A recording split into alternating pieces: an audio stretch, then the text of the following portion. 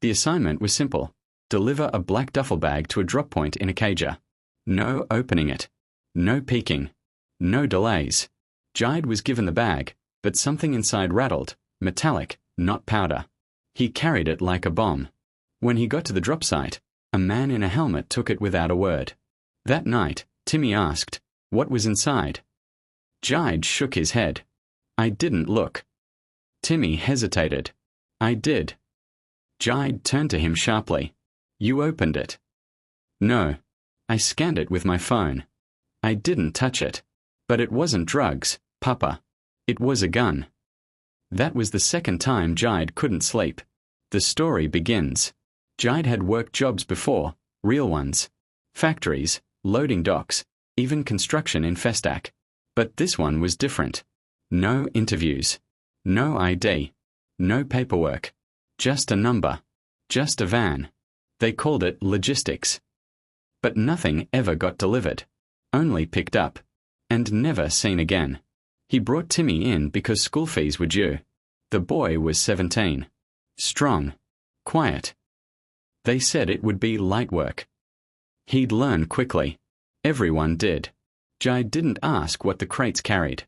Neither did Timi. Because no one asked questions here. And those who did never returned for shift 2. They gave them uniforms. Grey jumpsuits with a black patch where a name should be. No logos. No words. Just a square. Jide thought it strange at first. But the square was the logo. A void pretending to mean something. And somehow, it made sense. The building had no signs. Just guards with expressionless faces and red armbands. The break room had no windows. The lockers had no locks. Only numbers. Timi was assigned Unit 34B. Jide was 7A12X. He memorized it quickly. Because forgetting numbers here was like forgetting your name in a battlefield. Suicidal. They called it orientation, but it felt more like conditioning. A woman with red nails read from a script. "Loyalty is currency," she said. "Discretion is safety." Cameras blinked in every corner.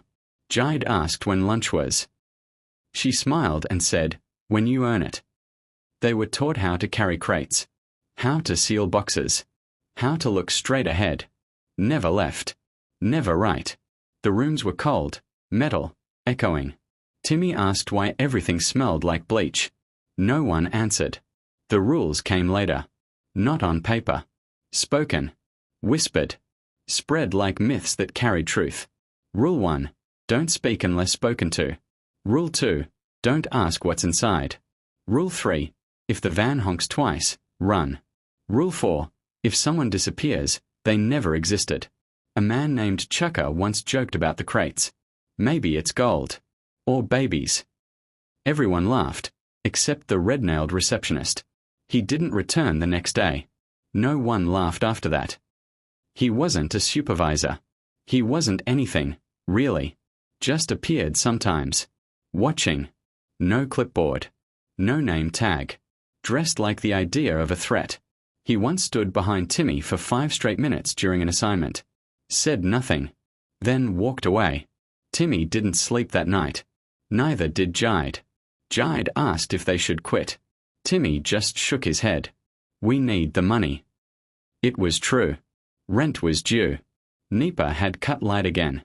Margaret's funeral debts still hung like a noose. Poverty had made them obedient. But this job was making them invisible. They didn't go to a bank. Didn't get a transfer. Just found envelopes. Sealed. Anonymous. Always on Friday. Always in the locker. Crisp notes. Exact amounts. No note. No explanation. Timi once asked where it came from. Jide answered with a silence that sounded like survival.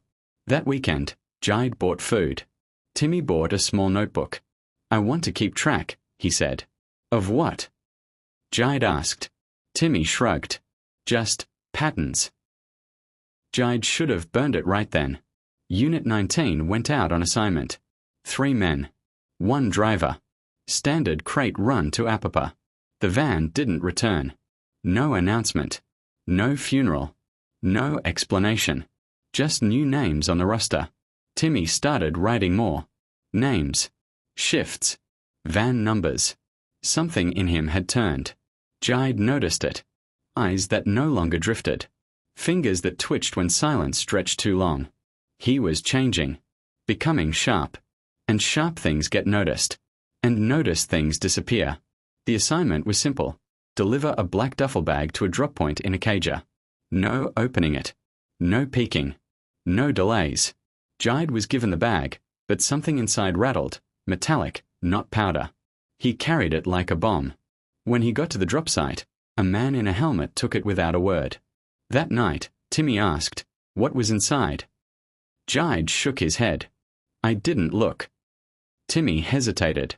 "I did." Jide turned to him sharply. "You opened it." "No. I scanned it with my phone. I didn't touch it." "But it wasn't drugs, Papa. It was a gun." That was the second time Jide couldn't sleep. He lay on the mat, sweating. Not from heat, but from horror. He had carried a weapon across Lagos like it was lunch. Had he delivered death? Was that drop the start of a killing? And what would happen if he refused the next assignment? Was refusal even a choice anymore? He didn't know. All he knew was that silence now came with echoes. And those echoes were sounding a lot like guilt. 3 days later, a radio broadcast interrupted the usual noise. A warehouse in Apapa had been raided. 17 arrests. 8 shot. The announcer called it a breakthrough against trafficking. Jide's stomach turned. Was it one of their sites? Timi listened too, lips tight, fingers twitching. That night, the van didn't come. For the first time in weeks, they had an evening free. But free didn't feel good. It felt like the pause before a storm. When the van returned the next day, a new face sat beside the driver. Dark glasses. Hands too clean. He didn't speak the whole ride. Just stared straight ahead. Jide noticed that one of the usual workers, Francis, the one who always joked, was gone. Just gone. No mention. No goodbye. The van was quieter. Tighter. Jide could feel something shifting. Loyalty wasn't optional anymore. It was enforced. Late one night, Jide noticed a figure outside their building. Not moving. Just watching. The man returned 2 nights later. Same spot. Same silence. Jide tried to be brave, but every cell in his body screamed. He knew what it meant. They were being watched again. Not just for protection, but for obedience. For control. Jide finally asked Timi about the notebook. The boy froze, then handed it over wordlessly. Inside were records of everything. Their movements, the packages, symbols, dates, faces. It was evidence. Jide's hand shook. "Burn this," he said. But Timi didn't. He simply tucked it back under the mat when his father left the room. Because Timi knew something his father didn't want to admit. They were no longer part of a job. They were part of a system. And systems don't let people walk away. It started as a rash, just a small patch on Timi's neck. Jide thought it was heat. Lagos weather did that to boys. But the rash didn't go away. It got darker. Raised. Then it glowed faintly under the bulb when he scratched it. At first, Jide thought it was a trick of the light. But when Timi held a mirror to it, the shape was unmistakable, a circle inside a triangle. It wasn't a rash. It was a mark. And it hadn't been there 2 weeks ago. That night, Jide remembered the health check Timi had been taken for. It wasn't at a clinic. It was a cold metal room with 2 men in gloves and a buzzing machine. They'd said it was routine. For insurance, they told him. But now, it made sense. They hadn't been checking Timi's health. They'd been tagging him. Like property. Like inventory. Like livestock. Jide considered confronting them. But to who?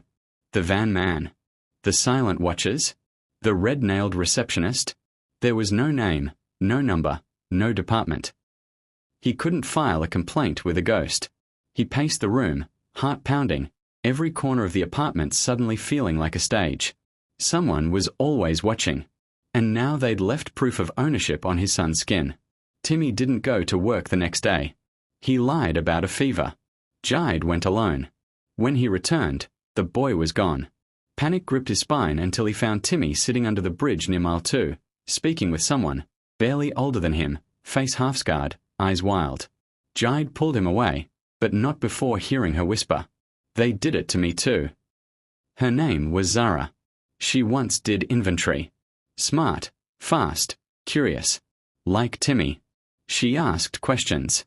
Then she got reassigned. Then she escaped. But not without punishment. Her cheek was burned. Hot iron, she claimed. They don't like people who know too much. She told Timi, "Never write anything down. Burn the notebook. Forget what you know. They'll come for your memory before they come for your life." Jide didn't want to believe her, but her face already knew the truth. Zara didn't stay long. She disappeared before Jide could stop her, like a ghost that comes to warn before a fire. But her words stayed. Burn the notebook. Forget what you know. It echoed louder each night. Timi didn't burn it. He hid it deeper. And in that choice, a line was crossed. They were no longer just surviving. They were gathering evidence. And in this world, evidence was the most dangerous thing to carry. His name was Bala. He handled crates. Big man. Always laughing. Always humming Fuji songs. Then one day, Bala didn't show up. Jide noticed. So did others. But no one asked. Until the next week, when news spread, Bala had been found in a drainage near Okokameko. Stab wounds. No wallet. No phone.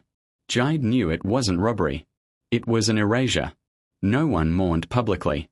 In this job, mourning was a risk. Jide walked to his shift in silence. The guards looked sharper. Fewer jokes. More stares.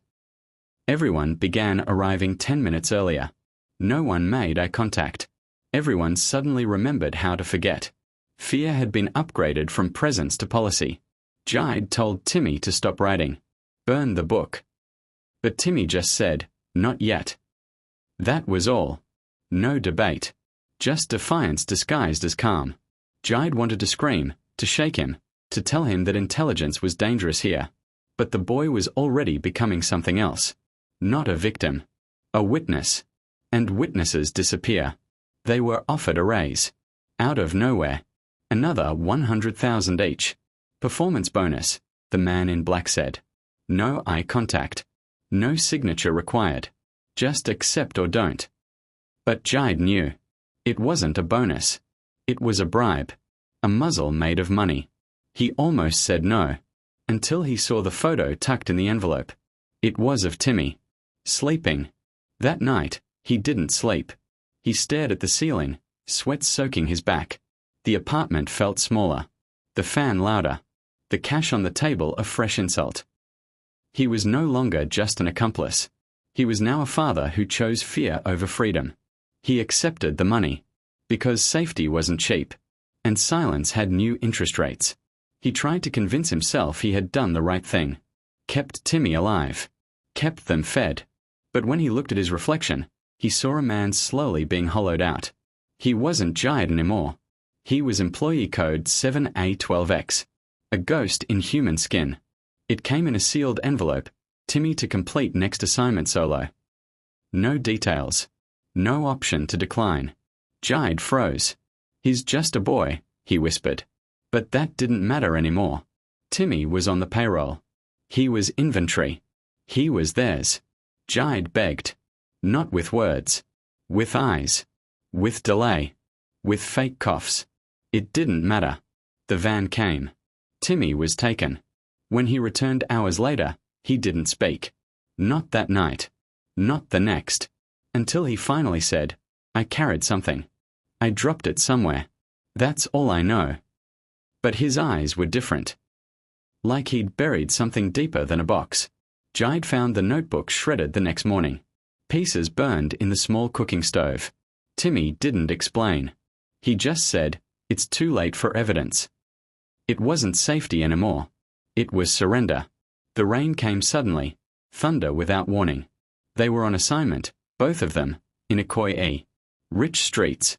Tall fences. They were told to stay in the van. But curiosity itched Timi's fingers. He opened the back of the van and peeked. Inside, packets. White powder. Blood-stained. And a wallet. With an ID. The name. Bala. The rain washed the blood off slowly, like an insult to memory. Jide slammed the door shut. Timi stared at him. Not with fear. With clarity. That was when Jide knew. Timi would never forget. No matter how many envelopes they gave. They ran that night. No van. No warning. Just two bodies slipping through rain-slick streets, hiding in gutters, ducking from headlights. It wasn't strategy. It was instinct. But even instincts had limits, because when they returned home, their front door was open, and their mattress had been cut open like meat. The apartment was no longer theirs.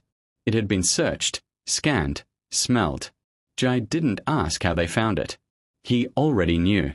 The mark on Timi's neck had started to itch again, and this time it bled. They left Ajagunli that night. No bags. No goodbye. Just footsteps in darkness and the echo of every mistake. They found shelter in abandoned buildings. Ate leftovers. Moved every few days. Timi spoke less. Jide aged fast. But the worst part? They still received pay. Envelopes. No return address. Just money. As if to say, "You're still ours." Jide realized something then. You don't leave the job. You just stop getting assignments. But they still own your silence. Still own your fear. Still own your sleep. The job never ends.